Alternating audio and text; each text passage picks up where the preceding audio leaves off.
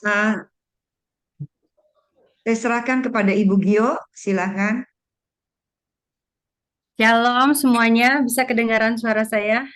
Bisa.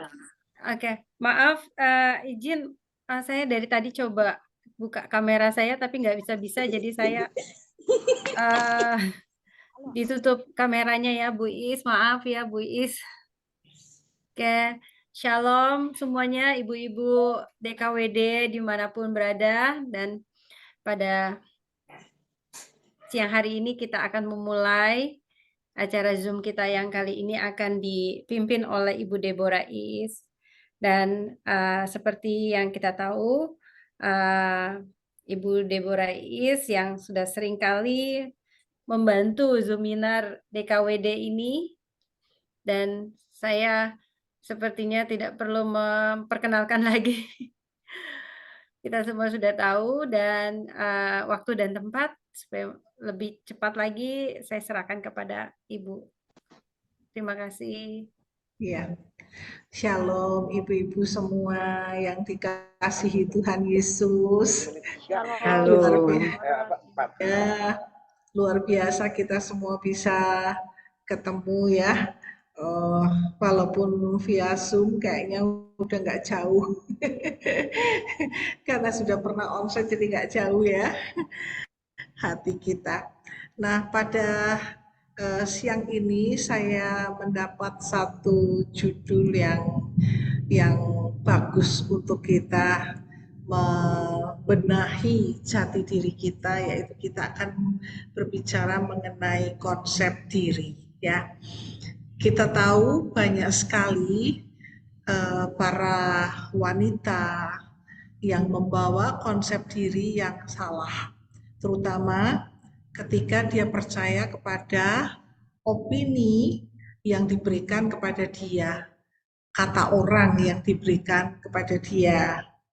Jadi ketika seseorang mulai mempercayai kata orang atau mempercayai konsep yang dia ciptakan sendiri, maka jati diri kita ini menjadi salah. Salah tempat, salah persepsi, dan jelas perilaku kita juga salah ya. Mari kita melihat bagaimana konsep diri seperti apa yang dikatakan oleh Kristus. Kalau kita berbicara mengenai konsep diri, itu merupakan sebuah konsep yang mendasari eksistensi manusia di dunia ini. Bapak Ibu, kok seringkali ngomong Bapak ya. Ibu-ibu, ketika keberadaan diri kita ini uh, berada di dalam satu konsep pikiran, maka kita akan hidup dengan konsep itu. Mengapa? Karena konsep itu mendasari keberadaan kita. Dan itu yang disebut eksistensi. Dan eksistensi itu menunjukkan hakikat diri kita. Artinya itu yang sebenar-benarnya dari diri kita. Banyak konsep yang salah yang diberikan pada kita sehingga eksistensi diri pun menjadi menyimpang. Misalnya ketika kita diberi satu komentar oleh orang tua kita atau oleh guru, kamu itu bodoh sekali, nggak bisa matematika. Padahal semua unsur di dunia ini perlu tahu matematika. Kalau kamu nggak bisa matematika, jadi insinyur, bangun jembatan, jembatannya ambruk. Kalau kamu bangun rumah, rumahnya miring. Kalau kamu nggak ngerti matematika, kamu nggak bisa berdagang dengan baik, nggak jadi usahawan yang sukses. Nah, sebenarnya maksud sang guru itu mungkin kepinginnya kasih semangat ya. Tetapi bagi anak yang saat itu matematikanya mengalami kesulitan dan punya nilai yang selalu buruk, ketika sang guru berkata, kalau kamu bodoh di matematika, kamu orang yang gagal, maka apa yang dikomentarkan itu bisa menjadi sebuah konsep. Saya bodoh. Dan ketika seseorang mengakui konsep itu, maka konsep itu akan membuat keberadaan dirinya itu berkali-kali menunjukkan kebodohan. Dan berkali-kali dia mengalami banyak hal yang orang memanfaatkan dia, dan setelah dimanfaatkan dia menyadari, saya bodoh, dan saya memang bodoh. Atau seorang yang mengalami musibah masa kecil terjadi pelecehan secara seksual. Lalu dia berkata pada dirinya, saya hina. Gak tahu kenapa berkali-kali dalam pengalaman hidupnya itu, dia akan ketemu banyak pria yang memperlakukan dia dengan tidak baik secara seksual. Mengalami pelecehan demi pelecehan. Sehingga apa yang dia lahirkan, konsep mengenai dirinya, saya hina, itu betul-betul dari sebuah konsep diyakini menjadi hakikat diri. Saya tidak diinginkan, saya tidak penting, dan lain sebagainya. Nah, ibu-ibu yang saya kasih dalam Tuhan, ketika kita meyakini sebuah konsep dengan keyakinan yang sangat kuat, jangan lupa bahwa konsep yang negatif itu ada dalangnya. Dan si jahat bekerja dalam pikiran kita untuk memperkuat konsep itu menjadi satu konsep yang betul-betul menjadi landasan hidup kita, menjadi dasar keberadaan kita. Nanti dalam berikutnya kita akan melihat itu. Seorang penulis Kristiani yang laris bukunya yang namanya Neil Anderson, beliau mengatakan begini, setiap orang akan bertingkah laku menurut pandangannya tentang dirinya sendiri. Tidak seorang pun yang dapat secara tetap bertingkah laku berlawanan dengan pandangannya tentang dirinya. Nah, kata-kata ini bukan sekedar kata-kata yang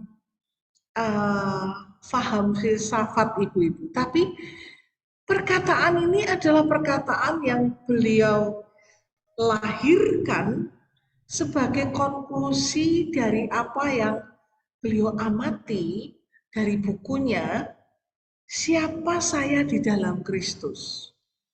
Victory over the darkness. Satu kemenangan untuk mengatasi kegelapan mengenai konsep diri, mengenai jati diri. Dan kalau kita membaca bukunya, kalau ibu-ibu mau suka membaca, buku itu bagus sekali. Victory over the Darkness.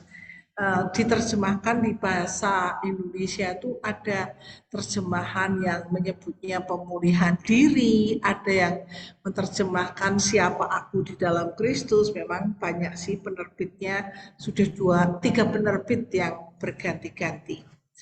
Nah, ketika kita berpikir bahwa saya adalah orang gagal, maka besar kemungkinan peristiwa-peristiwa yang ada di depan kita dan hal-hal yang akan terjadi dalam hidup kita selanjutnya, berkali-kali kita akan ketemu banyak hal yang mengalami kegagalan. Kalau kita berkata bahwa saya ini selalu salah, ada banyak kemungkinan peristiwa-peristiwa atau relasi-relasi yang memposisikan kita untuk disalahkan. Jadi, pandangan kita tentang diri kita itu seperti sebuah magnet, ibu-ibu. Magnet yang menarik semua hal seperti yang kita pikirkan. Nah, terutama konsep yang negatif. Sebaliknya, kita bisa mencoba untuk melawan keadaan kita. Misalnya, saya sebenarnya berasal dari ekonomi yang sangat minim. Tapi saya harus tampil keren. Saya harus membentuk citra diri yang wow, yang nampak glamor, supaya orang bisa memperhatikan saya, menilai saya tinggi. Kita bisa bertingkah laku berlawanan dengan keadaan kita. Tetapi kalau kita berpikir bahwa saya orang yang miskin, saya orang yang terhina, biarpun kita bertingkah laku berlawanan dengan pandangan diri kita dan mencoba untuk tampil menyombongkan diri dengan dandanan yang mungkin lebay, pada saat kita tampil, mungkin orang punya nilai kita berharga.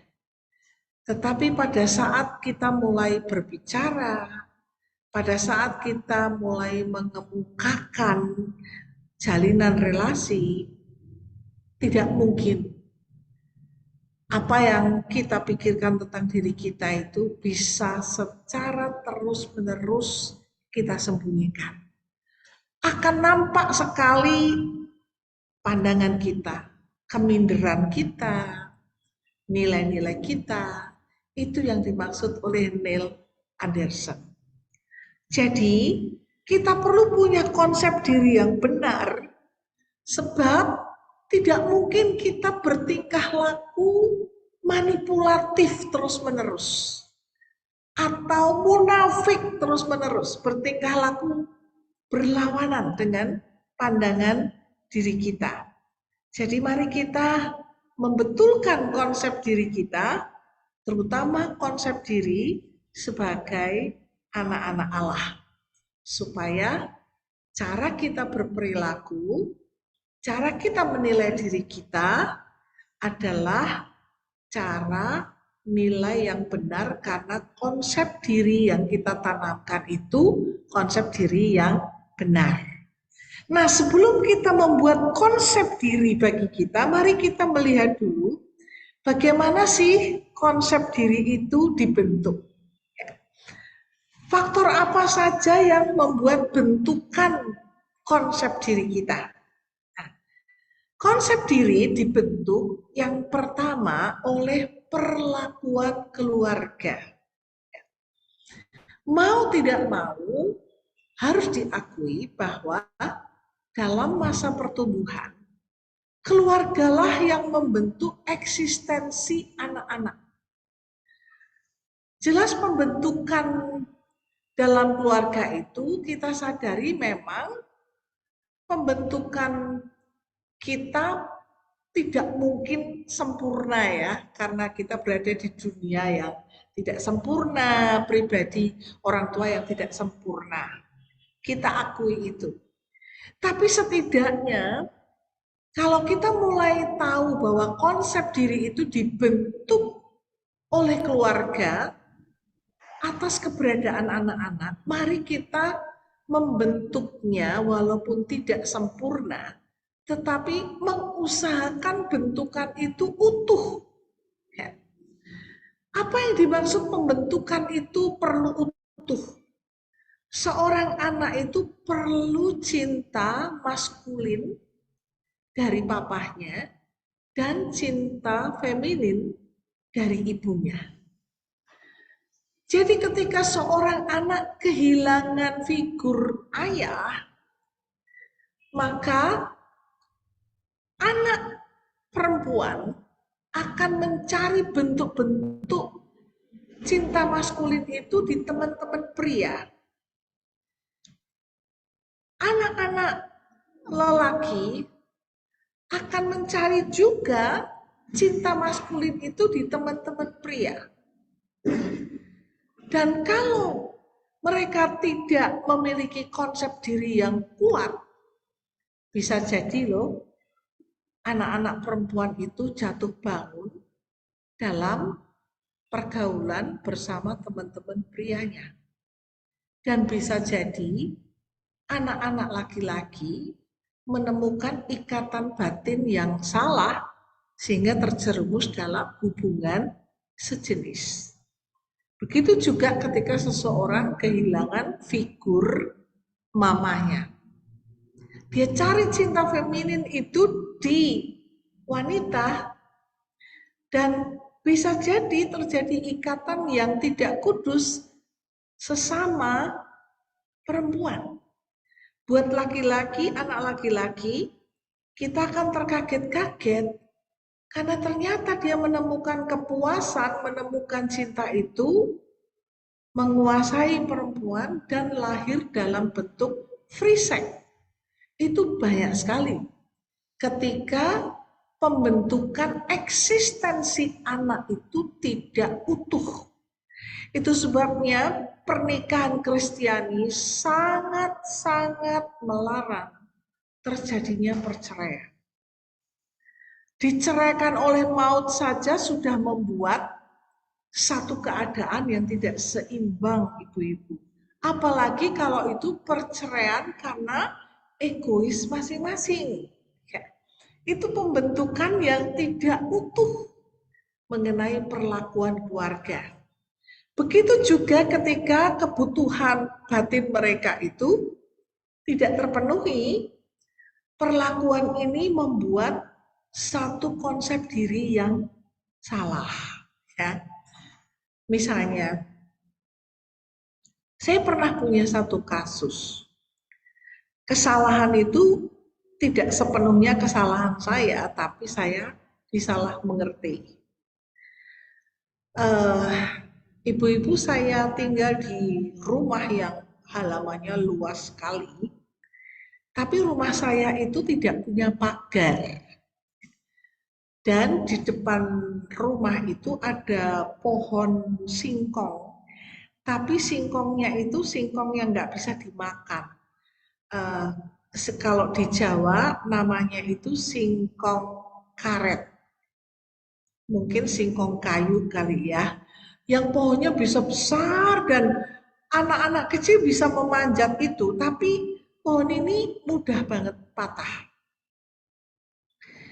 Nah, pada saat sore hari biasanya anak-anak kampung itu akan manjat pohon singkong itu dan jot-jotan di situ.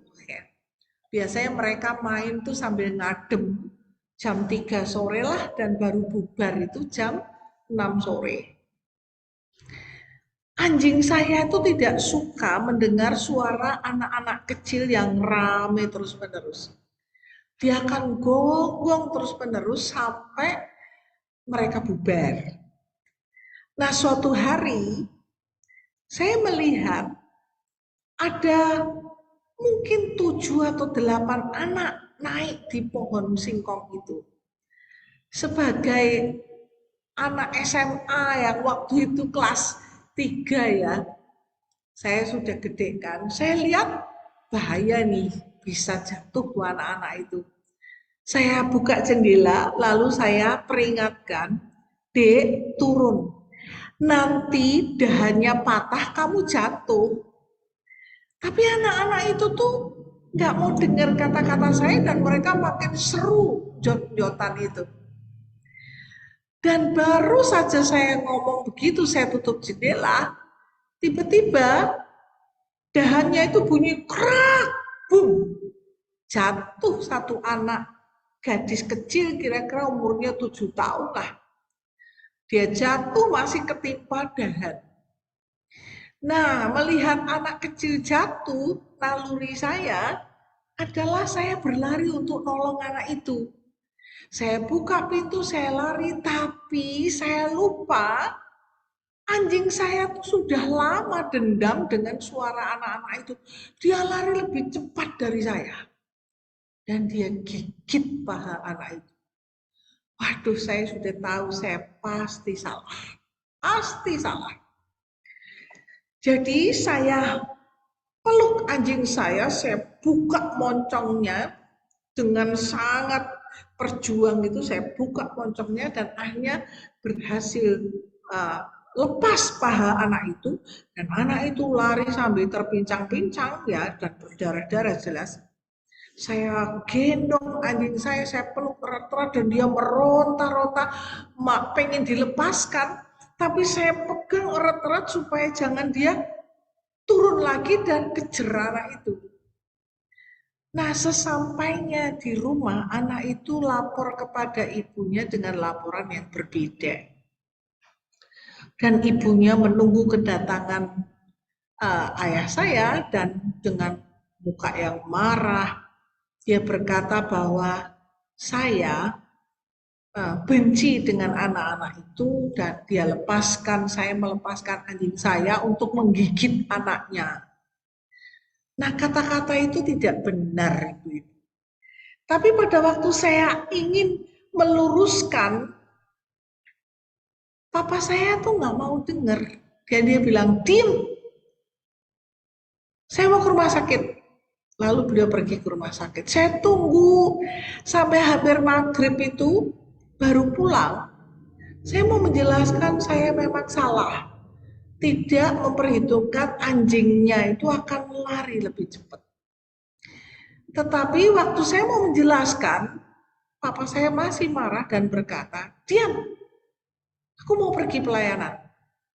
Malam itu saya tunggu pulang pelayanan, saya pengen menjelaskan. Beliau bilang, "Tidur." Dan saya tidak diberi kesempatan menjelaskan. Yang lebih sedih lagi, 3 hari kemudian anjing saya entah dibuang, entah dibunuh, saya nggak tahu. Saya tidak bisa bertanya. Saya tidak mendapat penjelasan apapun. Dan saya didiamkan. Mau tahu berapa lama? Bertahun-tahun. Saya keluar dari rumah untuk pergi kuliah, tidak diajak bicara. Saya pulang kuliah, tidak diajak bicara. Saya pergi ke sekolah Alkitab pun tidak diajak bicara. Selalu lewat mami saya. Lalu konsep yang ada di dalam pikiran saya adalah saya anak yang tidak berharga, saya anak yang tidak diinginkan, dan sejak saat itu saya mandiri.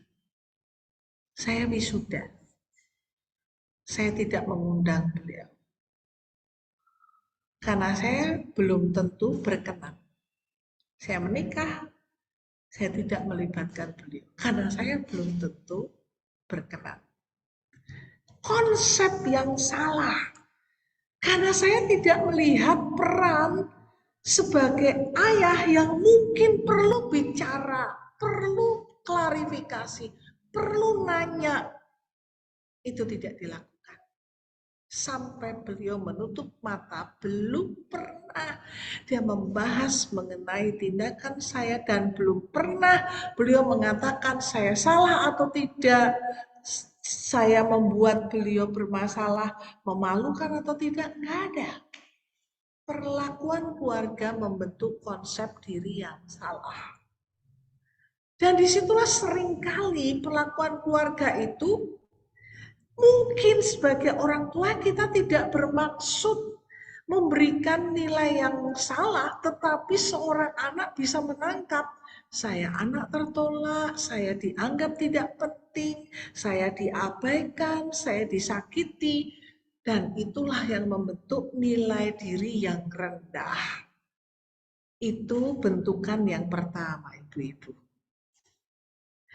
Yang kedua, konsep diri itu dibentuk melalui relasi dengan orang lain. Kita tahu kita ini menjalin relasi ya, nggak mungkin tidak menjalin relasi karena kita berhubungan dengan ayah, adik, pembantu, om, tante, teman. Dan ketika kita menjalin relasi, tentunya ada sikap atau tindakan orang lain yang memengaruhi kita. Ya. pasti ada tindakan-tindakan yang melukai kita. Tindakan yang melukai itu contohnya adalah opini negatif. Ibu, kita tahu ya, setiap ibu-ibu itu selalu kepingin punya bentuk tubuh kutilang. Kutilang itu kurus, tinggi, langsing, ya kan? Gitu. Jadi ketika kita sedikit melar dan teman kita mengatakan, aduh kamu gemuk ya sekarang ya. Itu opini yang membuat seseorang itu merasa langsung nilai dirinya itu direndahkan itu loh. Jadi opini negatif, oh kalau saya gemuk saya tidak menarik ya. Dan semakin kita hidup dengan opini orang lain itu semakin sakit. Suatu saat setelah melahirkan anak yang ketiga, berat badan saya itu sampai 80 kilo ibu. Dan setiap kali orang mengatakan sekarang Iis gemuk ya, saya akan nunjuk orang lain yang berat badannya lebih dari saya. Lama-lama kan enggak setiap momen ada orang gemuk yang lebih gemuk dari saya. Dan suatu saat saya bisa marah dan mengatakan, enggak ada pertanyaan lainnya selain mempersoalkan gemuk. Itu menunjukkan ketika diberi opini negatif itu enggak ada yang suka. Tetapi anehnya ketika opini negatif itu diberikan, buat kita ibu-ibu, kadang-kadang bukannya kita dengan kegusaran itu mencoba berusaha jadi langsing, malah kita itu nggak tahu kenapa makin tergoda untuk banyak memasukkan makanan dan kita makin heboh. Turunnya susah, naiknya gampang. Karena relasi itu membentuk opini negatif. Yang lama-lama kita yakini, iya memang saya nggak bisa begitu. Dan kadang-kadang opini negatif dari orang lain itu lebih kita percaya. Kadang-kadang orang memberikan perlakuan yang menyakiti, melakukan pelecehan verbal, pelecehan fisik, pelecehan emosi, apalagi pelecehan seksual, itu membentuk satu konsep diri, saya ini buruk. Saya hina, saya kotor, saya tidak berharga. Sehingga kita tuh bisa pakai baju apapun kok kayaknya nggak pantas ya. Berhias diri kayak apapun nggak pede ya. Karena ada opini. Itu membentuk nilai diri rendah dan memberikan reaksi negatif. Nah, kalau kita sudah tahu bahwa konsep diri itu dibentuk yang pertama tadi dari perlakuan keluarga, yang kedua dari relasi dengan orang lain, maka kita tahu bahwa memiliki konsep diri yang benar itu penting. Kenapa memiliki konsep diri yang benar itu penting? Karena konsep diri itulah yang digunakan sebagai dasar nilai diri. Apa yang kita yakini tentang nilai diri kita itu menjadi landasan untuk mengambil tindakan. Saya berikan contoh. Sebenarnya bagi seorang anak kan nggak peduli mau dilahirkan sebagai laki-laki atau sebagai perempuan. Anak-anak itu sebenarnya nggak peduli. Tetapi anak-anak itu menjadi sakit ketika mendapat pernyataan bahwa keberadaan kita tidak disukai. Saya mendengar bahwa saya tidak disukai oleh papi saya karena majelis gereja cerita cerita kepada saya, papimu itu mengharapkan anak pertama lahir laki-laki. Tapi ternyata lahir perempuan. Dan papimu nggak menyiapkan nama buat kamu. Lalu suatu hari, ketika ditanya, Pak, siapa nama putrinya? Aku belum kasih nama ya. Belum cari nama. Karena saya mengharapkan laki-laki dan saya bernasar untuk menyerahkan anak pertamaku sebagai persembahan kepada Tuhan. Apa saya kasih nama Nelly ya?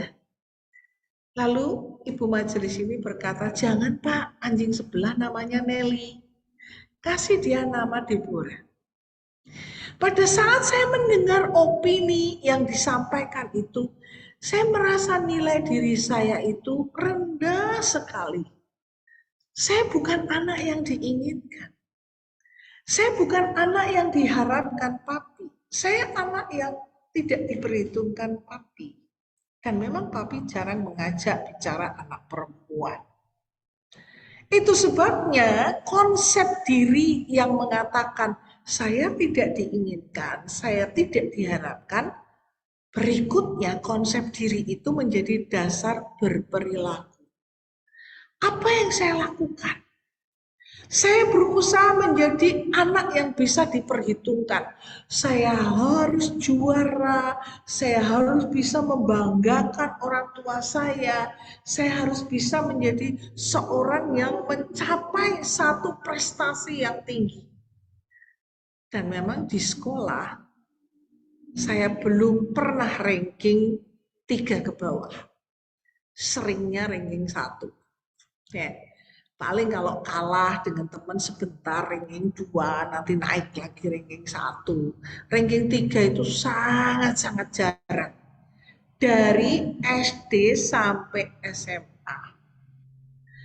Itu merupakan dasar perilaku saya menjadi seorang yang melakukan usaha PO, performance orientation, mengejar kinerja, mengejar prestasi. Walaupun kemudian saya terluka karena papi saya nggak pernah ambilin rapot dan nggak pernah bisa dibanggakan karena ketika diundang orang tua untuk ambil rapot beliau nggak mau karena sibuk pelayanan lah, sibuk harus di kantor lah. Jadi ketika diumumkan di kelas ranking 1 diraih oleh Istiawati berdiri, mohon orang tua berdiri, nggak ada yang berdiri. Itu berkali-kali.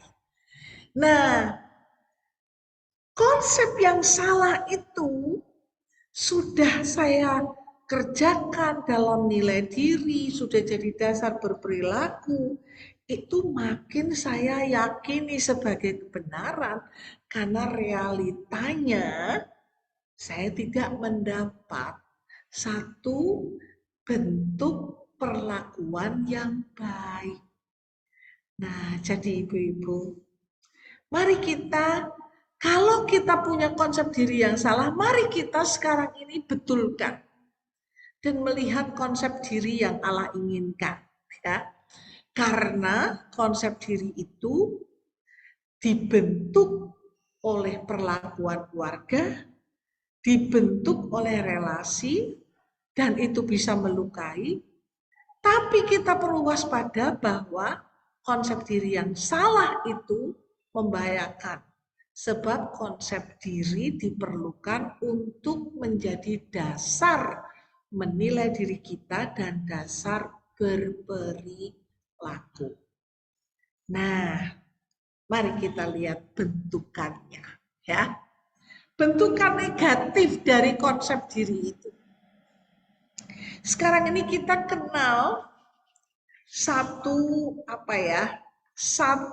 nilai di masyarakat kita yaitu bintang 1 sampai bintang 5, ya.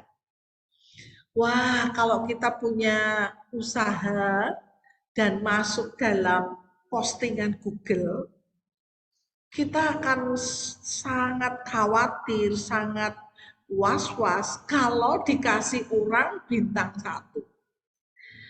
para pelayan Grab, Gojek, itu sangat-sangat khawatir kalau mendapat bintang 1.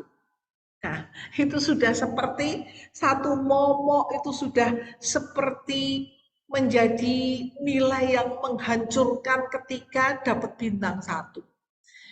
Rankingnya turun itu menjadi satu hal yang sangat tidak diharapkan. Nah, kenapa? Sebab nilai yang buruk itu menjadi satu bentukan negatif mengenai jati diri kita. Itu adalah suguhan dunia di hari-hari ini. Ya. Kita itu sangat-sangat dibentuk oleh komentar orang lain. Sehingga orang-orang tuh sering menjadi orang-orang yang gila bintang. Kasih bintang 5 ya, kasih bintang 5 ya. Karena itu menjadi konsep diri yang sangat-sangat dipegang di hari-hari ini. Seolah-olah hidup ini jadi runtuh ketika bintangnya cuma 1. Itu yang saya sebut bentukan negatif. Kalau kita hidup dengan bentukan negatif, sangat bahaya. Sangat bahaya. Karena nilai diri kita dibentuk dari konsep yang salah.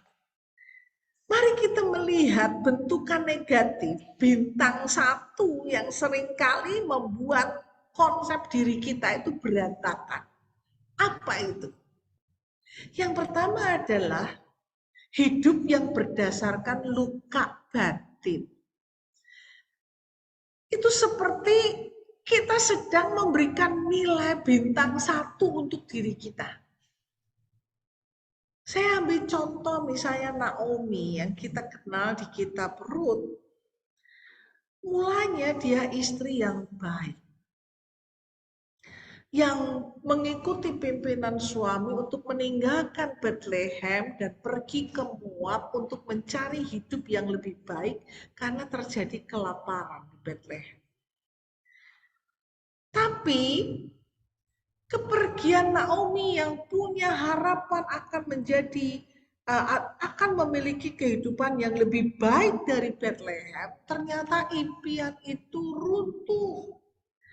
Karena dia tidak menjadi cukup kaya di tanah Moab, bahkan dia kehilangan suami, kehilangan kedua anak laki-lakinya. Dan ketika terus-menerus bertahan di tempat perantauan itu, nasibnya tidak menjadi baik. Naomi mendengar Bethlehem sudah diberkati Tuhan dan mereka sudah bisa bertanam dan bisa panen. Naomi terluka atas keputusan merantau. Naomi terluka karena kehilangan suami dan anak-anak. Dan dia hidup dalam luka batin kesedihan, berada dalam duka cita yang mendalam. Ketika hidupnya hidup berdasarkan duka cita, pada waktu dia pulang ke Bethlehem, oh teman-teman sekampung itu menyambut dia, itu kan Naomi. Tapi Naomi berkata, jangan panggil aku Naomi, tapi panggil aku si Mara, orang yang pahit hidupnya. Itulah bentukan negatif, itulah bintang 1 yang ditaruh Naomi untuk menilai dirinya. Nah, jelas itu membahayakan ibu-ibu. Kalau kita sendiri memandang diri kita itu dengan nilai yang negatif, dengan nilai yang buruk, ya kita terpuruk sih. Nah, itu sebabnya dalam kitab Rut, kitab itu tidak sedang membicarakan Rut, tapi sedang membicarakan Naomi. Dan penulis kitab itu menutup dengan satu pernyataan yang menyenangkan. Ketika Rut punya anak dari Boaz, maka anak itu diakui sebagai anak Naomi. Dan Naomi dibahagiakan dengan anak itu. Loh, padahal itu topiknya yang punya anak Ruth. Tetapi penulis kitab itu ingin mengatakan bahwa ketika engkau memberikan bintang satu atas hidupmu, ketika engkau memandang hidupmu itu pahit, kalau engkau mengikuti cara Tuhan, Tuhan bisa membuat hidupmu berakhir dengan kebahagiaan. Ya.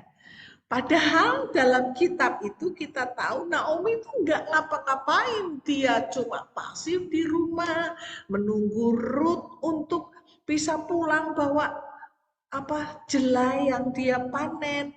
Lalu dia mengatakan kepada Ruth, ada seorang yang berhak untuk menebus kamu. Lalu dia suruh Ruth berdandan.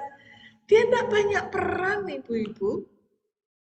Tapi Allah ingin mengatakan, ketika engkau pulang dari pelarianmu dan ada di dalam daerah yang Tuhan tetapkan bahwa Allah memberikan tanah itu menjadi tanah buat umatnya, Allah memelihara umatnya, maka berakhir dengan manis.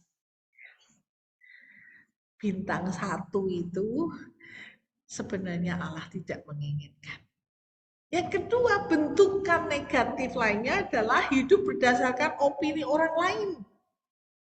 Ketika Saul melihat kesuksesan Daud, sebelum Daud mengalahkan Goliat, Saul itu orang yang sukses, berperang Tuhan kasih kemenangan, dan rakyat memuja dia sebagai pahlawan yang memenangkan banyak peperangan.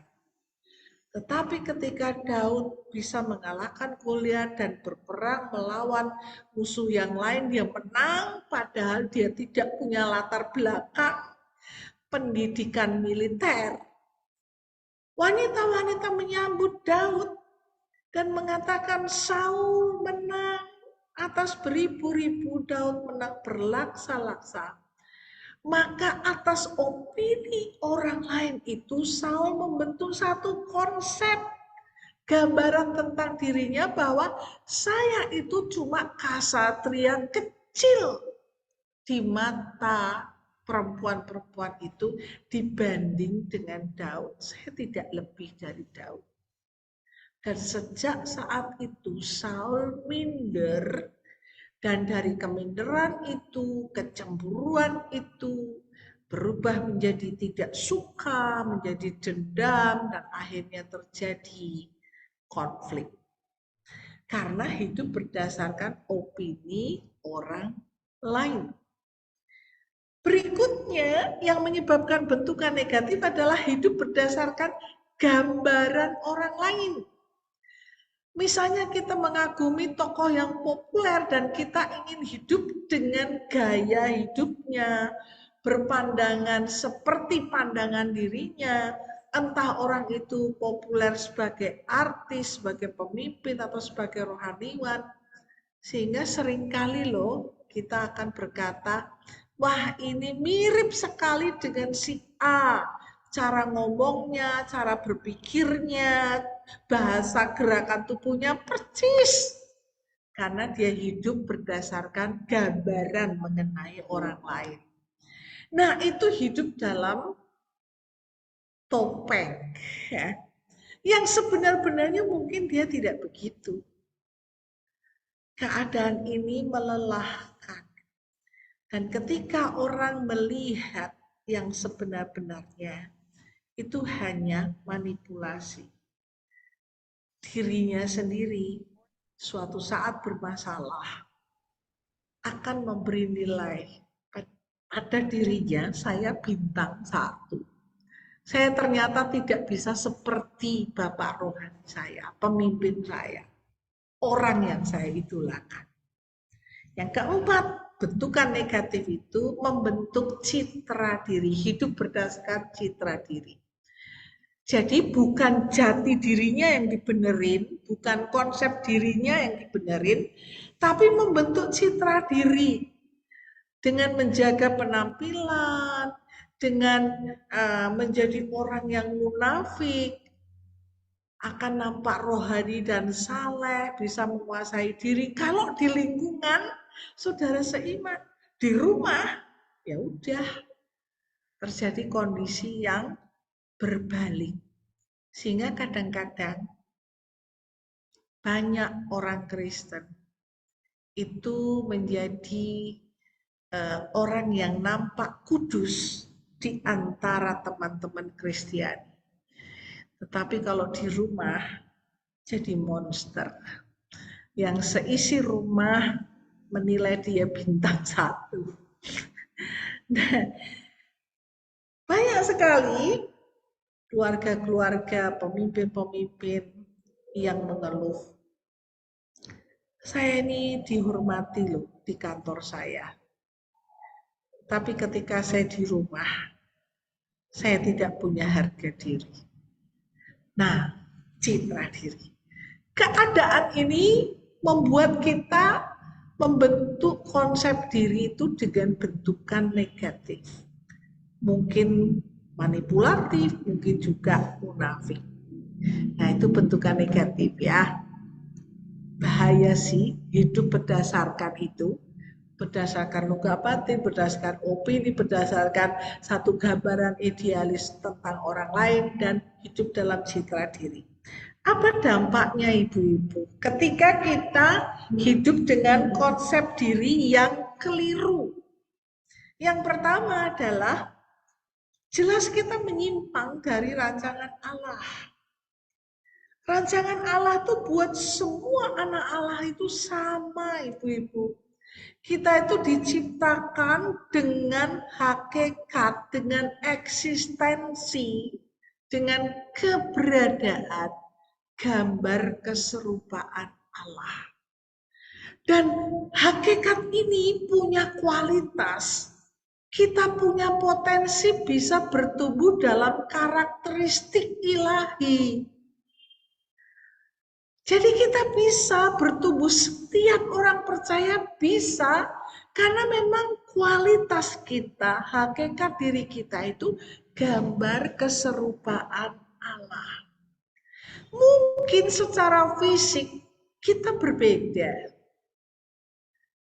tetapi bukan berarti kita bisa menilai hakikat Allah itu dari sisi faktor ekonomi misalnya. Apakah orang yang punya ekonomi yang lebih, yang super, akan memiliki kualitas karakter Allah di dalam dirinya itu lebih baik dari mereka yang ekonominya lemah? Enggak.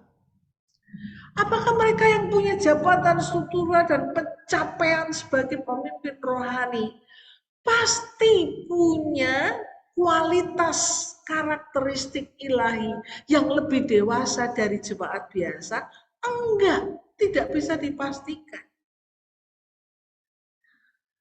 Yang bisa menunjukkan bahwa kita hidup dalam rancangan Allah adalah orang yang ada di sekitar kita bisa melihat, bisa menikmati kualitas konsep diri kita, menularkan dan menunjukkan gambar keserupaan Allah. Mahatma Gandhi itu kuliah di Eropa, kalau nggak salah di UK. Dan suatu saat dia masuk ke perpustakaan dan membaca mengenai Kristus. Dia kagum sekali dengan Kristus. Tentang apa yang dikatakan Kristus, ajaran-ajaran Kristus. Lalu dia suatu saat pergi ke gereja. Dia dilarang masuk. Kamu tidak boleh masuk. Kenapa aku tidak boleh masuk? Saya ingin belajar mengenai Yesus. mengenai Kristus. Lalu mereka menjawab, kamu tidak boleh masuk karena warna kulit. Lalu Mahatma Gandhi berkata, saya suka Kristusmu, tapi saya tidak suka pengikut Kristusnya. Dia suka Christ, tapi dia membenci Kristen. Tidak suka orang-orang Kristen. Karena mereka tidak hidup dalam rancangan Allah. Konsep diri yang diberikan Kristus itu tidak ada dalam diri pengikutnya. Itu yang disebut menyimpang dari karakter ilahi, menyimpang dari rancangan Allah. Jadi apa yang mereka kemukakan sebagai konsep diri, ya konsep diri yang nampak adalah konsep diri hidup menuruti keinginan daging. Ada perbedaan kulit, ada penghakiman, ada menilai orang lain berdasarkan apa yang nampak di mata. Sedangkan Kristus tidak mengajarkan itu. Kristus mengajarkan kita hidup dalam gambar keserupaan Allah. Kalau mengasihi orang lain dengan kasih yang seperti Allah mau, kalau kita setia dengan kesetiaan seperti yang Allah mau, dan sebagainya.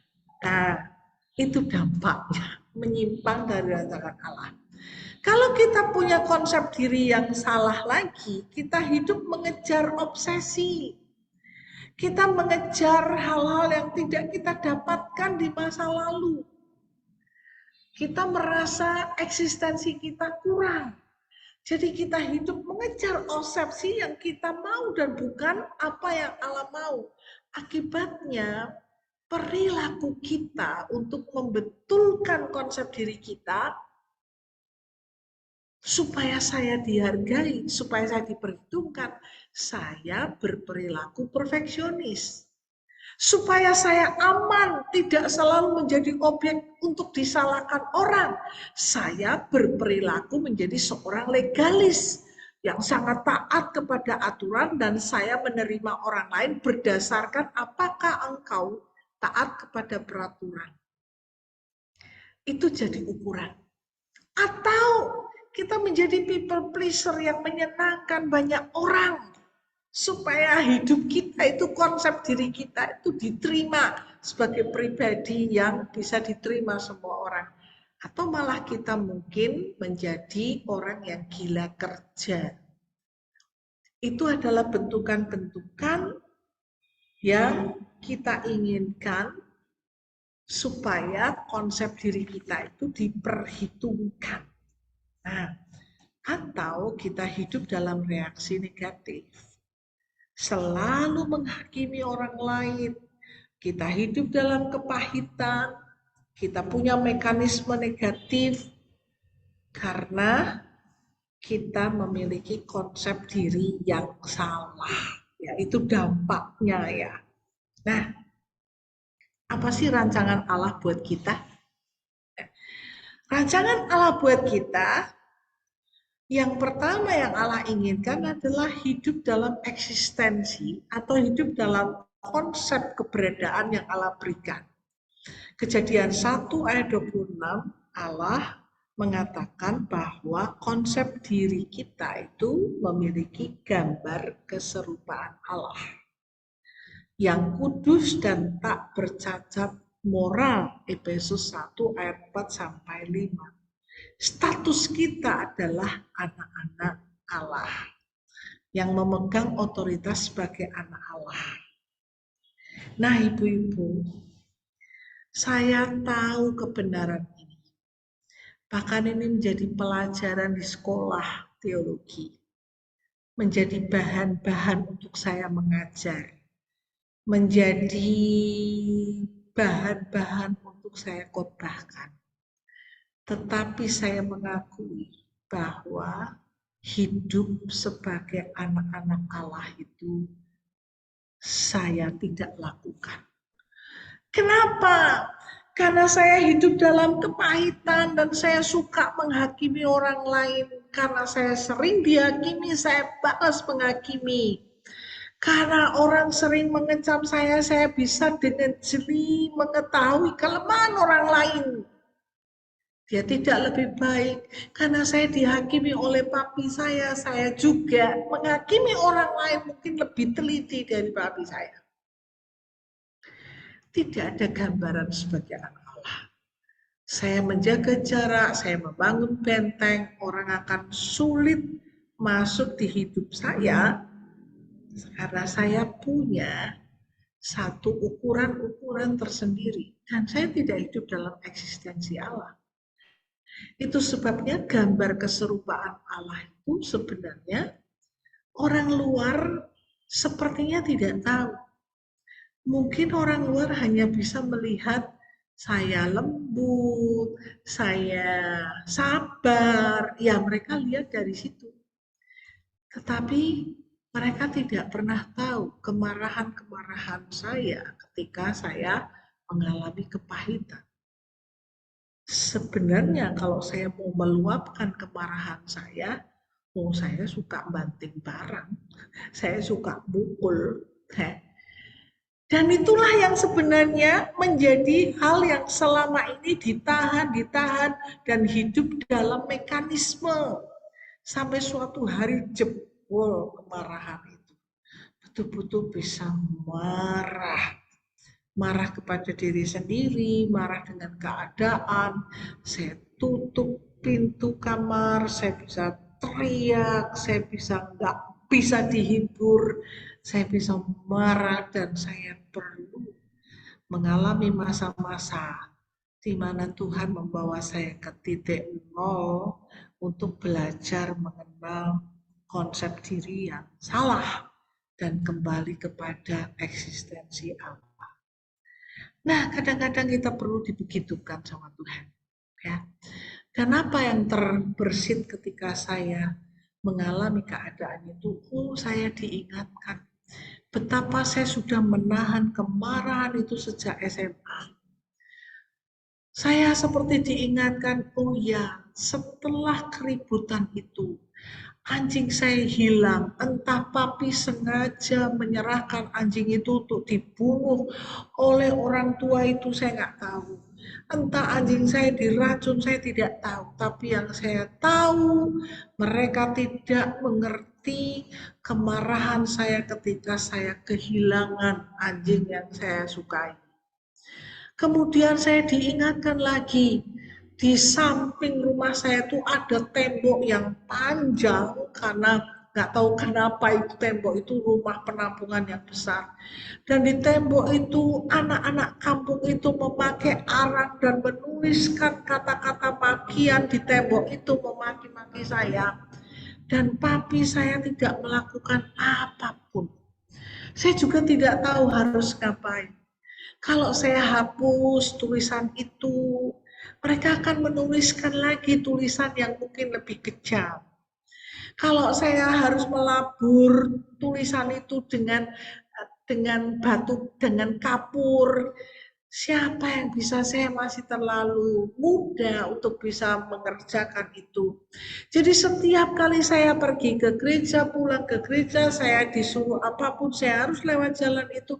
Dan saya melihat tulisan-tulisan yang memaki-maki itu, saya berharap papi saya akan memanggil saya dan mengatakan, tuh karena perbuatanmu, kamu diolok-olok seperti itu. Dan saya akan mengatakan, saya salah, tapi itu di luar kekuatan saya. Saya minta maaf pun ternyata belum cukup. Tapi itu tidak dilakukan. Dan dia seperti menghukum saya sebagai orang yang diadili oleh masyarakat. Itu kemarahan yang luar biasa yang tidak saya lahirkan.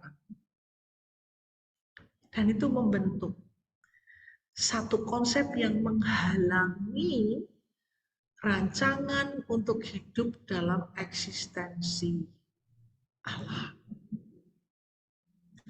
Bapak Ibu, persoalan yang terberat dalam hidup saya adalah ketika saya harus merawat papi saya. orang yang saya rawat pun tidak mau ngajak bicara. Wah, itu masalah yang paling berat.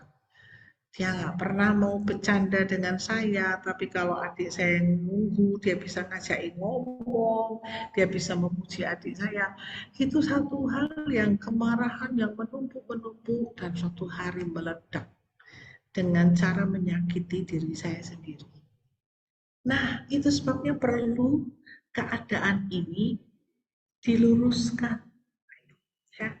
Rancangan Allah itu ternyata terhalang karena adanya dosa yang merusak jati diri kita. Dosa itu bisa wujudnya kemarahan, kebencian, dendam, kekecewaan, duka cita yang mendalam yang kita biarkan hadir dan merusak pemahaman tentang diri kita. Membuat seseorang punya pikiran buruk, punya reaksi yang salah, bahkan menggambarkan dirinya secara salah. Padahal di hadapan Tuhan kita ini mulia karena kita gambar keserupaan Allah. Kita ini berharga karena kita anak-anak Allah. Akhirnya terjadi kerusakan memahami orang lain dan juga kerusakan memahami Tuhan. Nah, itu yang terjadi ketika punya konsep diri yang salah. Sekarang kita nggak mau dong pulang dengan beban konsep yang salah. Jadi bagaimana dipulihkan supaya kita bisa punya konsep diri yang benar, ya?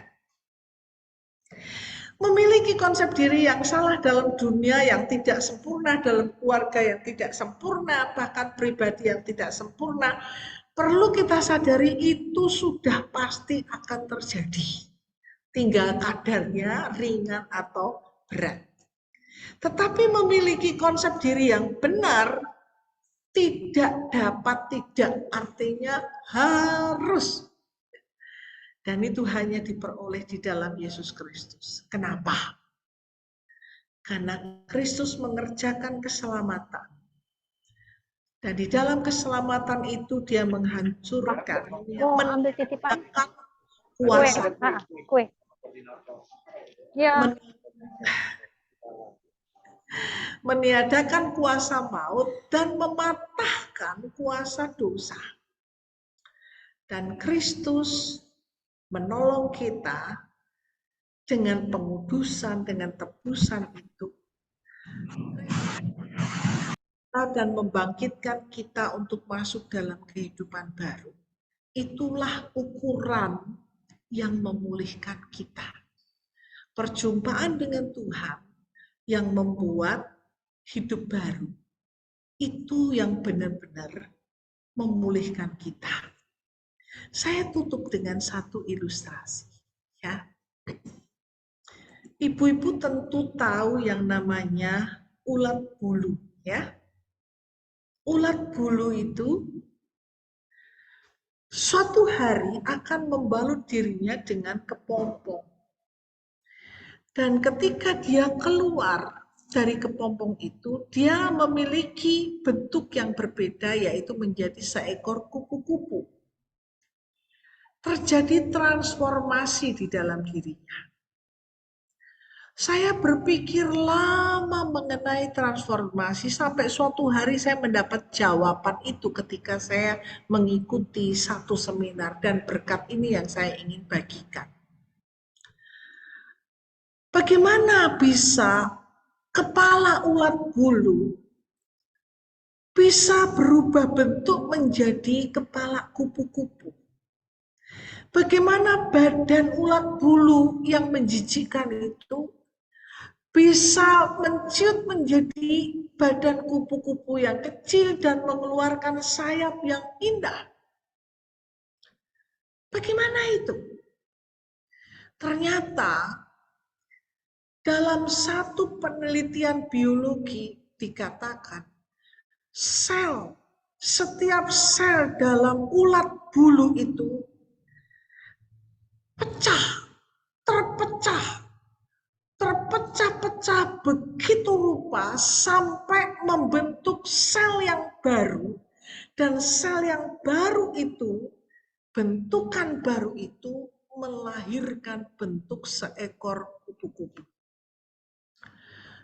Keadaan itu sangat melegakan hati saya dan sangat menghibur saya.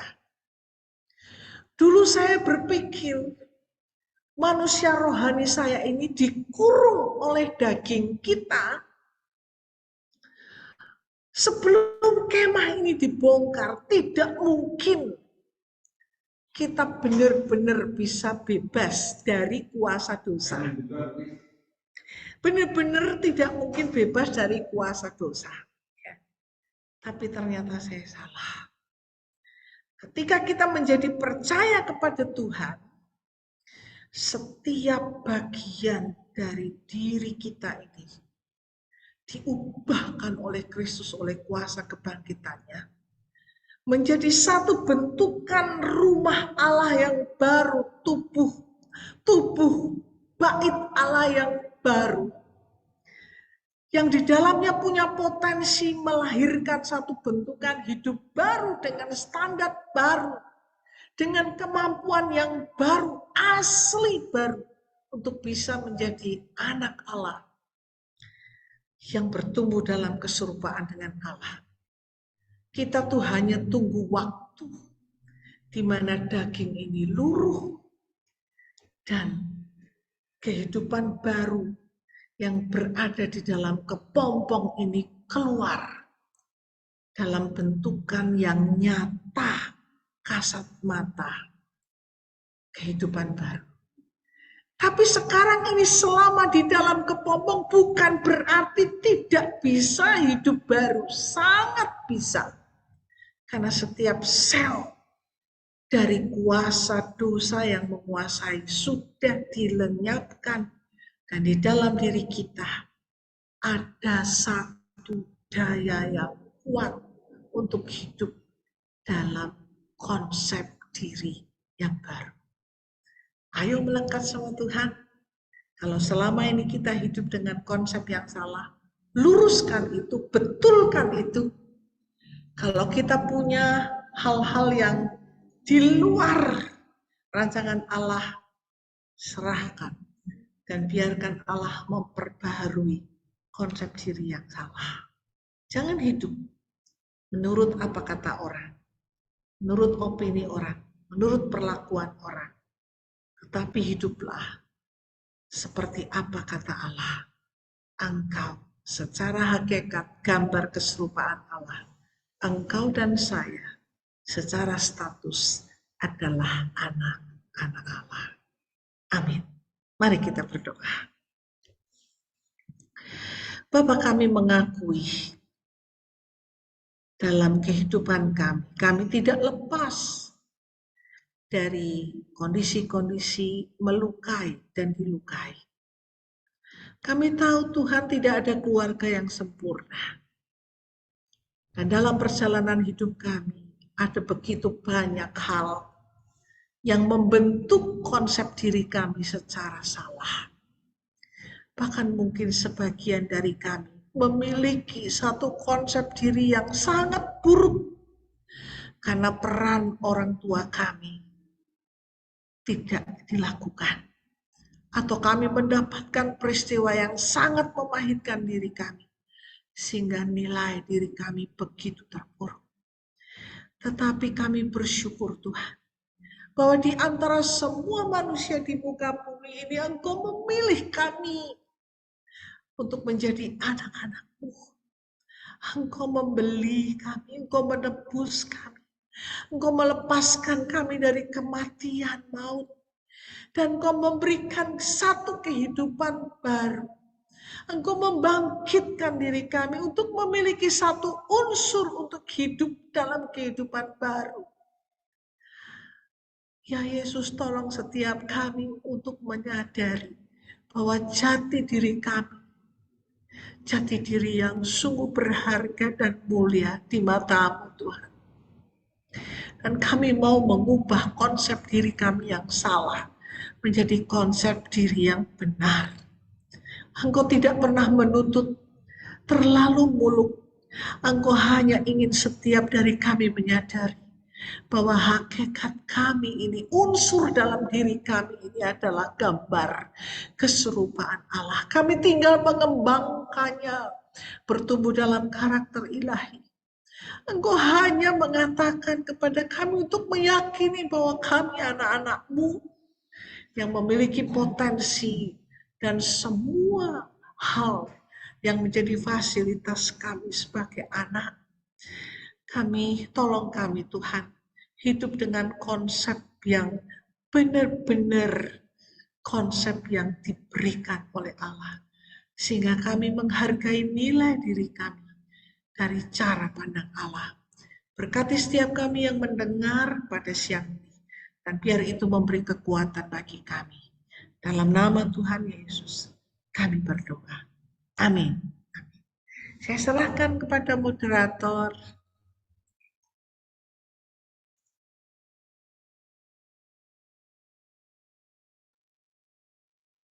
Masih mute.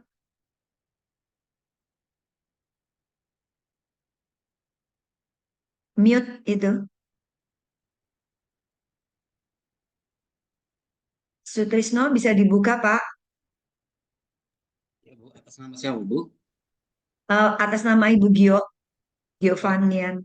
Tadi terlempar ya. Oke, silakan Ibu. Iya, selamat. Terima kasih Ibu Deborah Is yang sudah menyampaikan dengan baik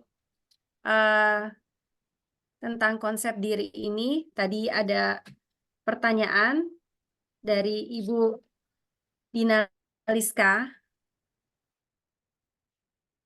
Bagaimana keluar dari bentukan yang negatif?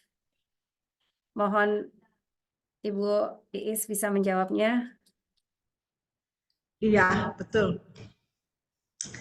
Kita perlu menyadari bentukan negatif yang terjadi atas hidup kita ya. Mari diteliti dulu bentukan negatif yang terjadi itu di bagian mana.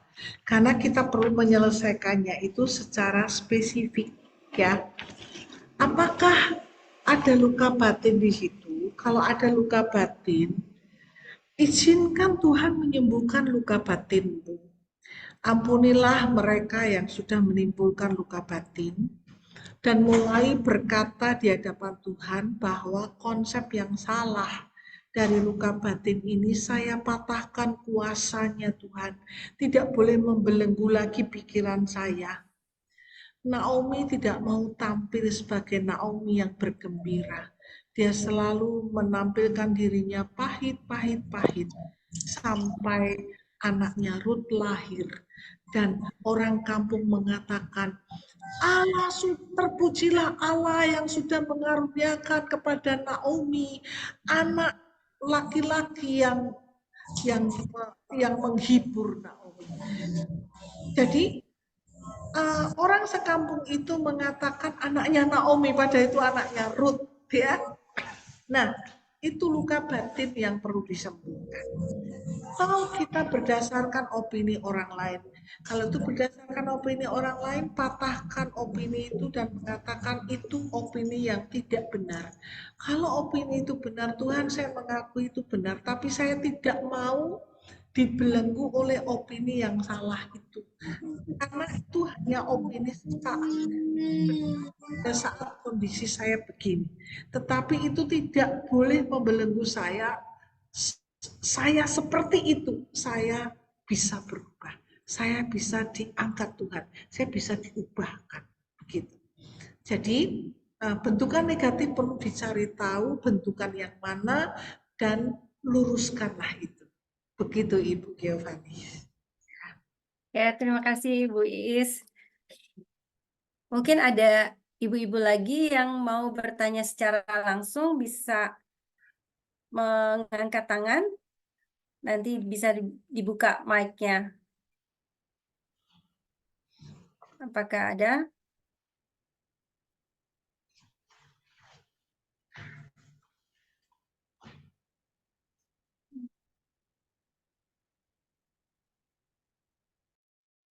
Mungkin saya bisa bertanya, ya.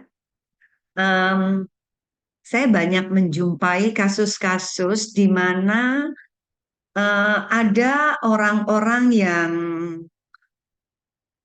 tidak merasa bahwa dirinya itu ada kekurangan gitu.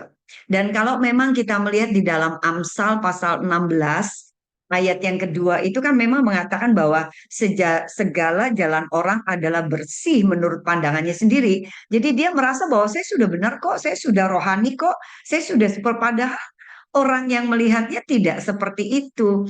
Terus bagaimana caranya kita bisa membawa orang yang seperti ini untuk menyadari tanpa harus menyinggung perasaannya? Mungkin seperti itu. Ya, biasanya Ibu, untuk bisa pulih itu membutuhkan yang namanya kehendak dan kesadaran diri ya. Jadi, ketika dia tidak menyadari bahwa apa yang dia hidupi itu adalah hal yang salah, biarpun kita bicara berkali-kali, bahkan puluhan kali, ya dia nggak percaya kan? Dia yakin dengan konsep itu. Tapi ketika kita membawa dalam doa kita, mengasihi dia, karena dia rekan kerja kita, mungkin dia anak buah kita. Ketika kita hadir sebagai pribadi yang tidak menghakimi tapi merangkul, saya percaya kok Tuhan itu akan suatu saat itu membuka kesadarannya. Ya. Saya punya teman sekerja yang sangat-sangat rohani karena dia pemimpin yang cukup tinggi. Dan berkali-kali siapapun yang berkonsultasi dengan beliau puas karena beliau selalu punya solusi praktis yang nampaknya jitu. Tetapi saya melihat ini kondisi yang bahaya. Karena terhadap suaminya pun dia seperti menganggapnya gak ada masalah lah. Semua bisa diatasi lah. Sentral kehidupan di keluarga itu pada ibu yang nampaknya sangat rohani, sangat bijak, dan jitu memberikan solusi praktis. Saya tidak tahu bagaimana menasihati dia, bahwa perlu mendengar suami. Sampai suatu hari, suatu siang saya ditelepon, beliau terpuruk karena suaminya sebagai hamba Tuhan sudah 10 tahun hidup memelihara selingkuhan. Alasannya cuma satu, terlalu sombong rohani. Padahal nggak sombong, merasa dirinya benar, selalu memberikan solusi praktis di mata suami, anak-anak hanya dengar maminya. Dan dia bukan siapa-siapa. Dan selingkuhannya orang biasa, orang muslim malah yang menghargai dia. Tentunya kita kaget, kita sangat merasa terluka seorang hamba Tuhan melakukan itu. Tapi dua-duanya sebenarnya punya konsep diri yang salah. Baik hamba Tuhannya maupun istrinya. Tapi Bu, kita nggak bisa masuk. Dan kalau Tuhan mau memurnikan, walaupun hamba Tuhan itu usianya sudah kepala 7, kalau sudah kairosnya Tuhan, ya nggak apa-apa, ke titik 0. Nangkep ya Bu ya. Bawa dalam doa dan kasih dia. Ya, Bu. Tidak kita cuma konflik. Ya, gitu Bu Esther. Ya, terima kasih, Bu. Kalau saya boleh bertanya, Bu Iis,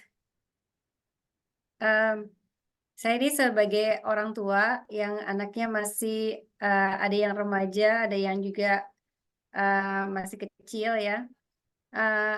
Mungkin yang di sini tadi sempat disebutkan tentang kita dibentuk oleh opini orang lain.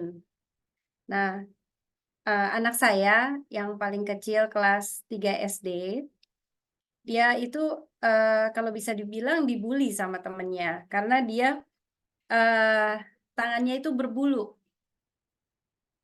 Bilang teman-temannya tangannya nggak berbulu, sedangkan dia berbulu dan itu menjadi masalah sekali buat dia. Mama, kenapa I've got hairy? My friend doesn't have hairy hair, hand. Jadi anak saya itu merasa risih banget dengan hairy-nya dan dia merasa ini suatu hal yang sangat salah. Lalu saya berkata sama anak saya bilang, setiap orang diciptakan Tuhan itu berbeda-beda. Ada yang tinggi, ada yang pendek, ada yang hidungnya mancung, ada yang hidungnya pesek.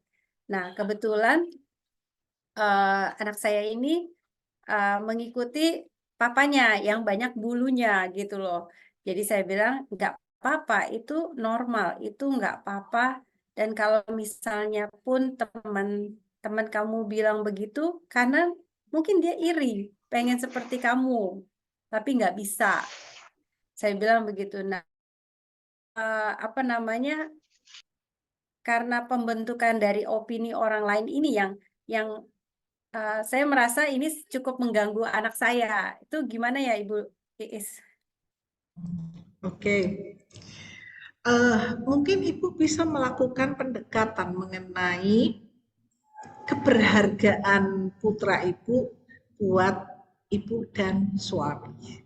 Ya, temenmu itu hanya berdasarkan hanya membuli kamu dengan perkataan, sebenarnya misalnya putra Ibu namanya siapa? Halo Ibu, putranya namanya siapa Bu?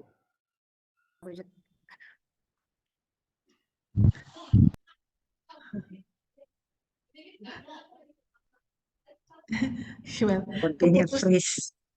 Sepertinya freeze. Nge-freeze ya, oke. Misalnya putranya yang namanya si Ayah. Temenmu yang membuli kamu itu berarti menunjukkan dia nggak sayang kamu, kamu nggak ada di hatinya. Buat mereka yang sayang, papa mama yang sayang, kami nggak lihat itu sebagai satu hal yang mengganggu atau mengurangi nilaimu. Yang ada adalah kamu itu sesuatu yang membuat kami happy, dan sebutkanlah hal-hal yang membanggakan ibu dan suami. Jadi kita menilai bahwa keberadaannya itu menjadi sesuatu yang punya nilai yang sangat berharga, yang sangat mulia, dibanding dengan opini orang lain yang hanya menyoroti kekurangan. Tidak perlu sih menghakimi orang lain iri atau apa, tapi kita ajak bahwa mereka tuh bukan memiliki kamu dan mereka tuh hanya beropini, mereka bukan mengasihi kamu, tapi ada papa mama yang memiliki dan mengasihi, dan milik papa mama itu harganya itu nggak ternilai. Semoga itu menolong Ibu ya. Malah hilang ini Ibu Giovanni. Iya, sinyalnya jelek. Terima kasih Bu Iis ya. Oke. Nanti saya akan coba terapkan. Apakah ada ibu-ibu lagi yang mau bertanya? Shalom Ibu Deborah, terima kasih. Saya Ibu Yunita, maaf nih tidak pakai video karena signalnya juga kurang bagus. Terima kasih banyak untuk sharing yang begitu luar biasa dan merupakan pengalaman pribadi. Maaf, tadi sharing Ibu tuh pikiran saya berpikir begini. Waktu Ibu tanya, Ibu terangkan bahwa bapaknya ibu tuh sangat tidak mau dan memang dari awal udah menolak karena ibu itu bapaknya mau anak pria tapi yang lahir anak wanita.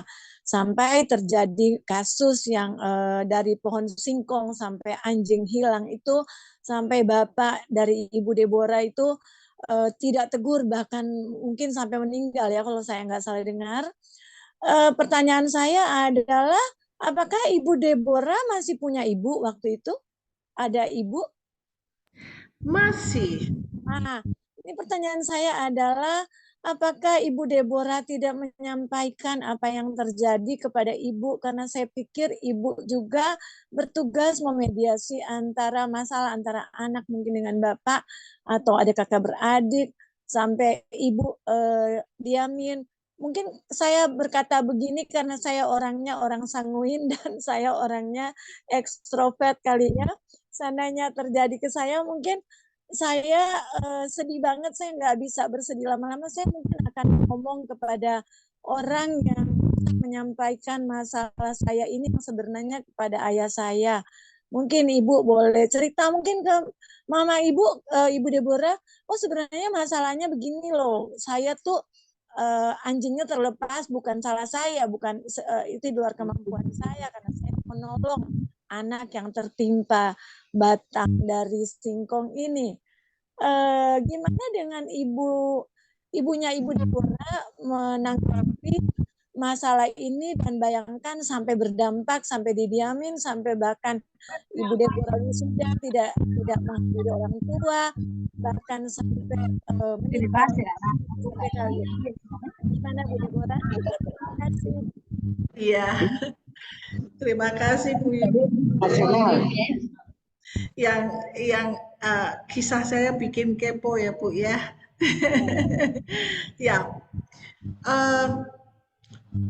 mami saya seorang perempuan yang sangat letterlek mengikuti firman Tuhan, tunduk kepada suami, pro kepada suami, berada di pihak suami.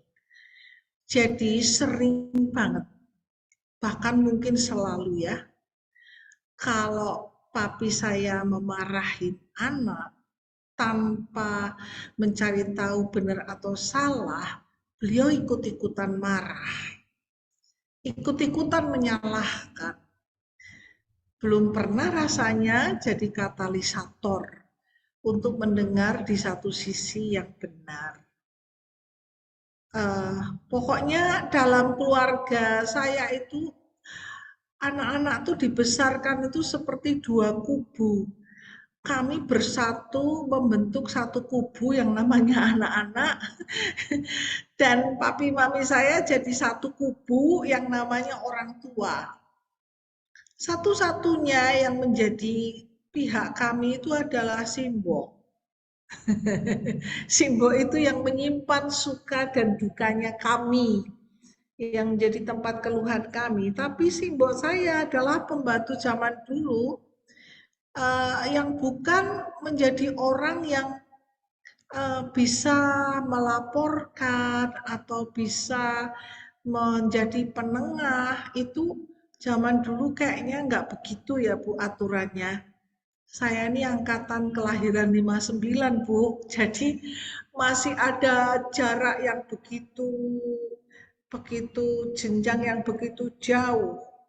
Bahkan mungkin di antara ibu-ibu yang usianya sekarang di atas 60 pasti merasakan antara anak dengan orang tua itu nggak bisa harmonis, nggak bisa kental, nggak bisa deket seperti zaman-zaman sekarang setelah tahu bagaimana melakukan parenting ya.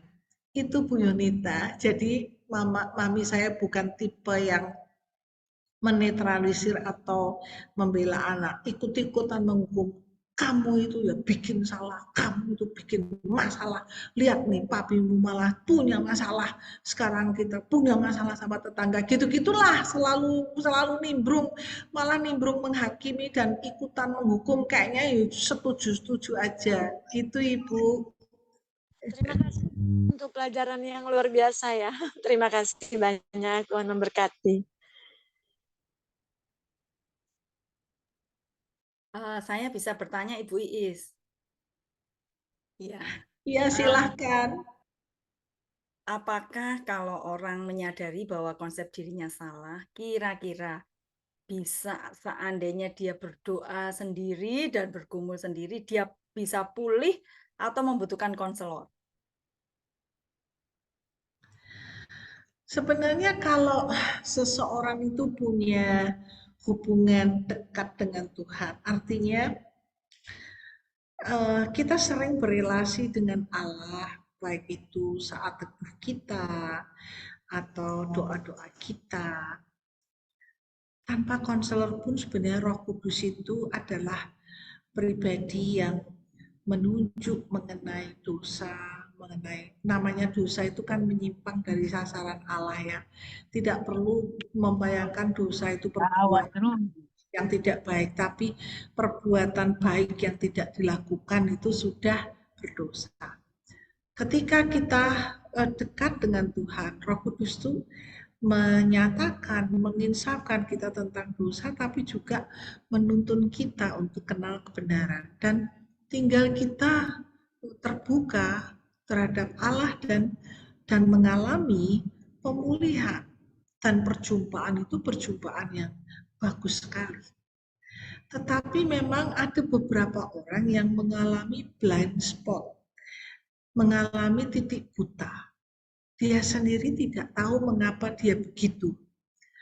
Yang dia rasakan adalah selalu berputar-putar di pusaran yang sama. Dan untuk hal-hal yang seperti itu membutuhkan seorang konselor yang bisa melihat dari sisi yang lain, titik buta yang tidak bisa diketahui. Gitu ya Bu Lili. Oke, terima kasih Bu. Saya mau tanya Bu Iis, saya mau tanya Ya. tentang sedih, dampak negatif yang tentang bagaimana poin dampak negatif munafik yang mungkin ya seperti cerita saksian Ibu tadi, konsep hamba-hamba Tuhan sekarang sudah banyak berubah ya, orang tua sudah Bapak Pendeta atau Ibu Gembala sudah lebih mengasihi, lebih terbuka. Tapi yang menjadi pertanyaan saya tadi adalah bagaimana dampak negatif munafik ini, kita melayani di luar dengan wow, tapi di rumah sama gitu. Dan saya pribadi juga berjuang dalam hal kata-kata gitu. Nah Bu Iis, jadi bagaimana kita caranya gitu nah Bu Iis. Terima kasih, Tuhan berkati. Ibu Kristina, saya minta maaf, suara Ibu itu berdengung, saya tidak bisa jelas pertanyaan Ibu. Apakah Ibu mau tuliskan di chat? Atau mungkin Ibu Giovanni bisa mendengarnya dan bisa mengulangnya untuk saya? Iya, sama. Saya juga kurang jelas. Keputus-putus.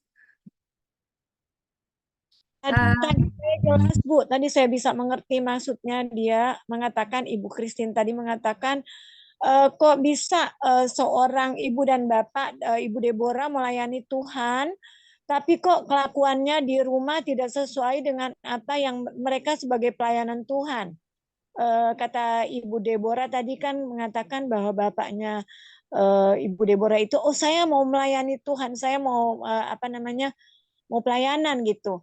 Tapi kok pelayanan, tapi di rumah apa yang dilakukan di luar dan di rumah itu sangat bertentangan. Itu yang dimaksud oleh Ibu Kristina tadi, Bu Deborah. Oke, perlukah saya menjawabnya karena itu sudah menghakimi?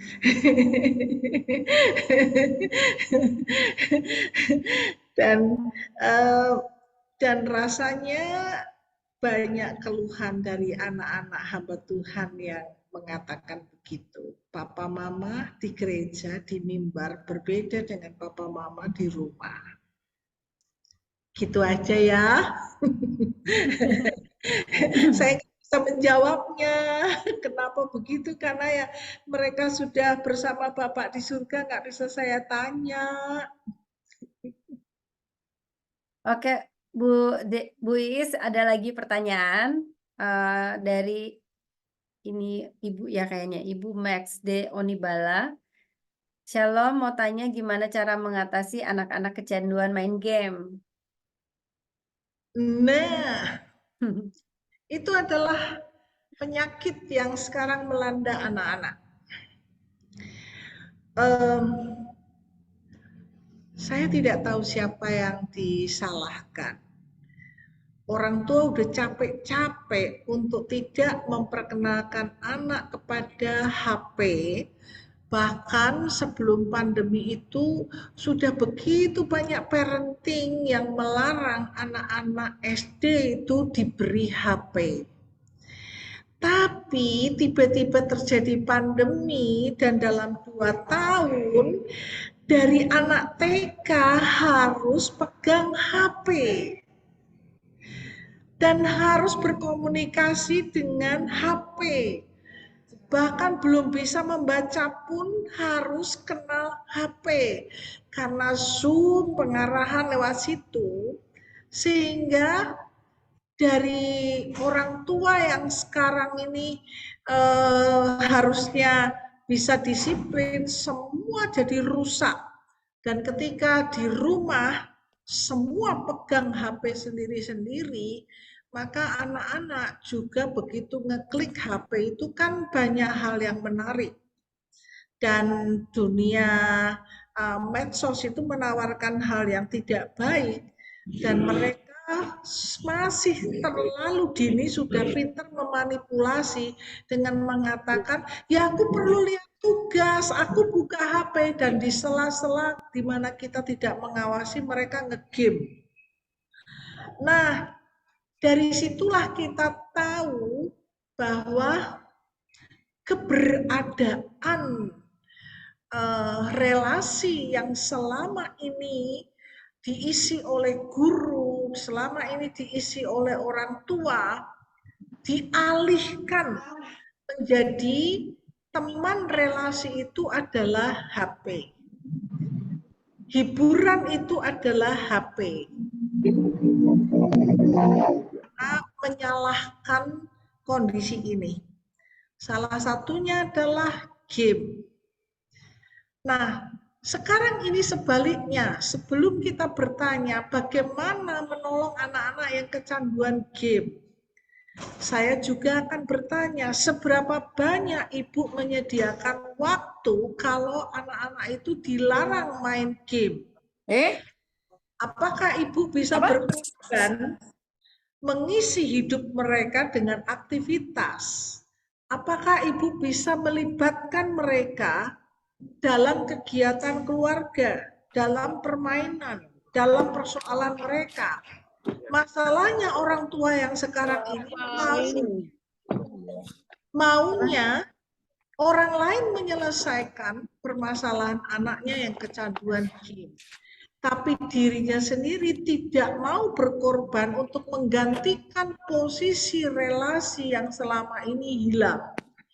Jadi saya sulit menjawabnya kalau tidak berhadapan tatap muka untuk menyatakan bagaimana persoalan ibu, bagaimana aktivitas ibu, bagaimana aktivitas anak, bagaimana perhatian ibu, kasih ibu yang membuat hati anak itu lebih lengket kepada ibu dengan segala aktivitas yang ibu buat dibanding dengan game. Nah, itu solusinya. Saya nggak bisa jawab caranya di sini. Begitu ya, Ibu.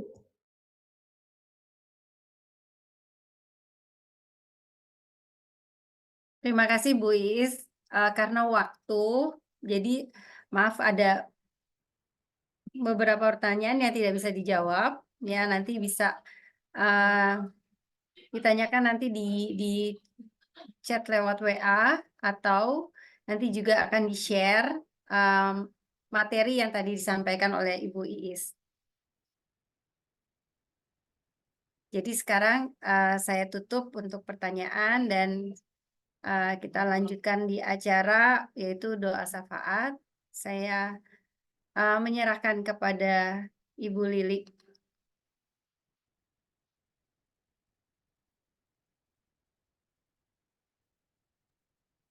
Masih mute.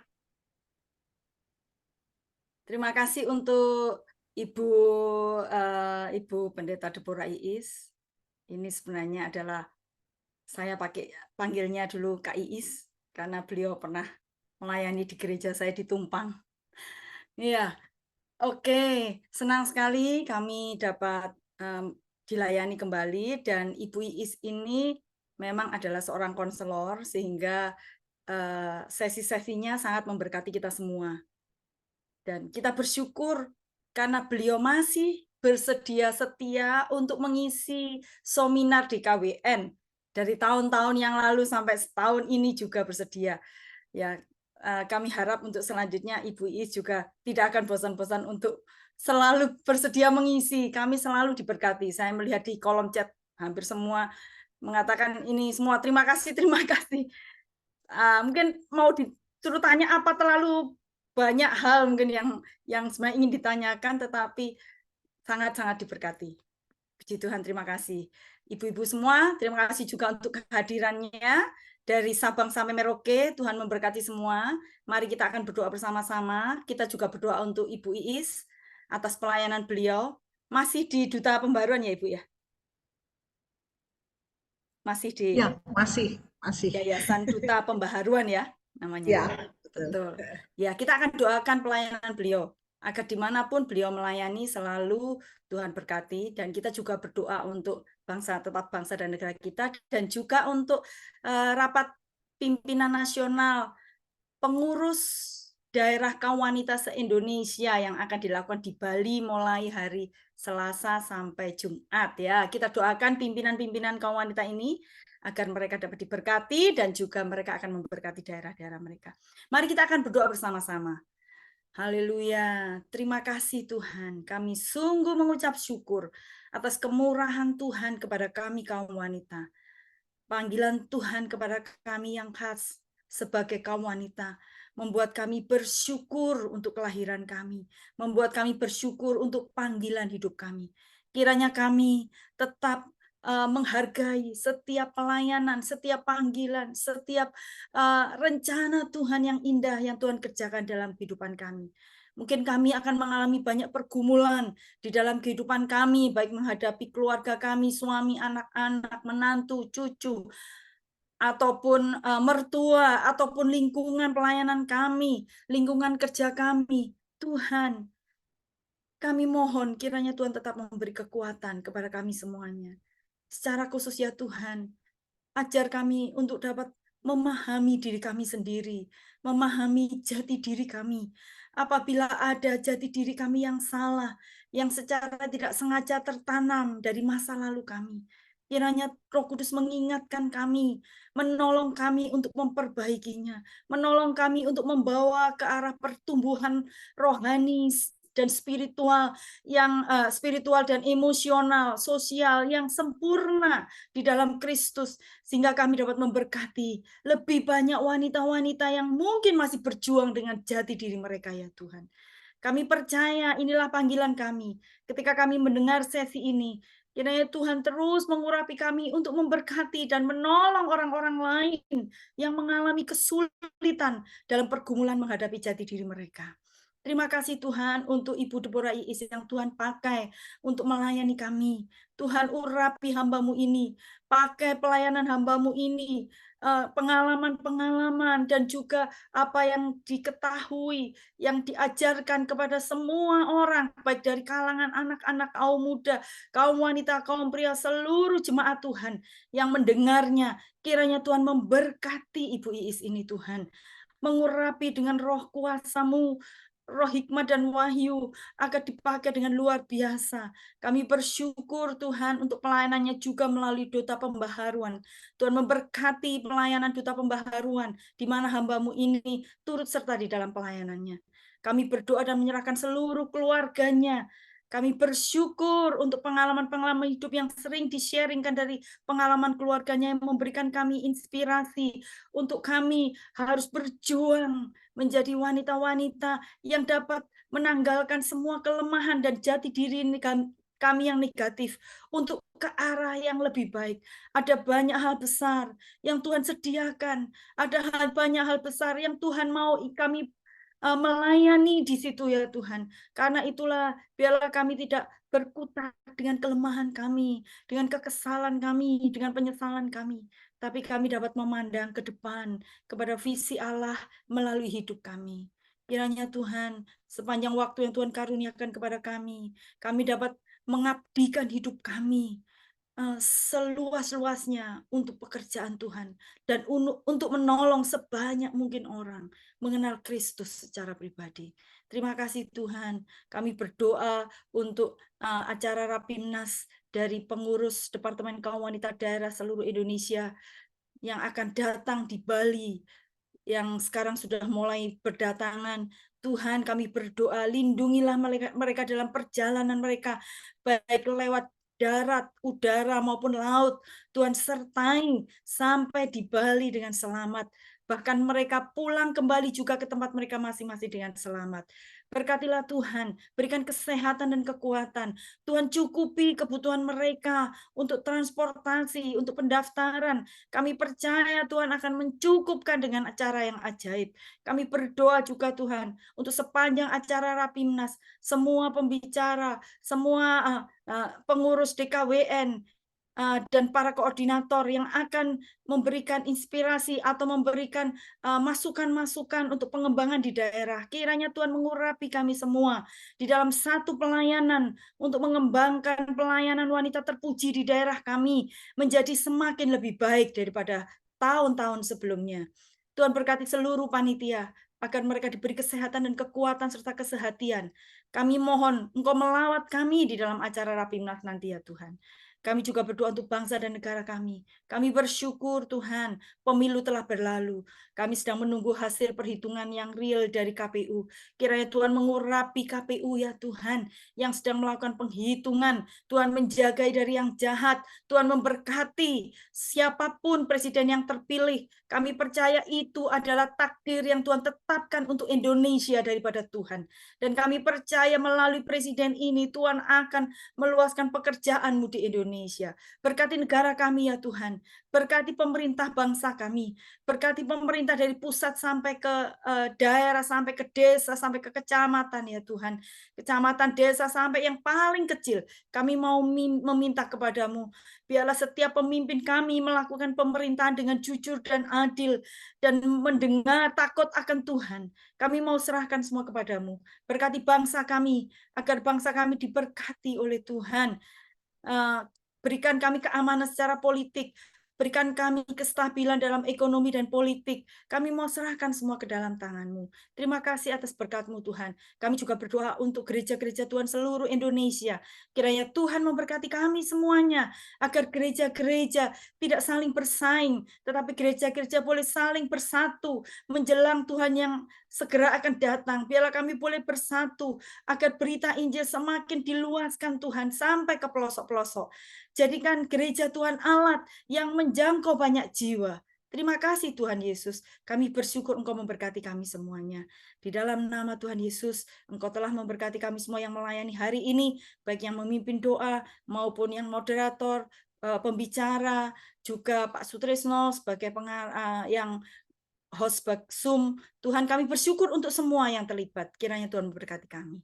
Terpujilah nama-Mu Tuhan. Di dalam nama Tuhan Yesus kami berdoa dan mengucap syukur. Haleluya. Amin. Puji Tuhan.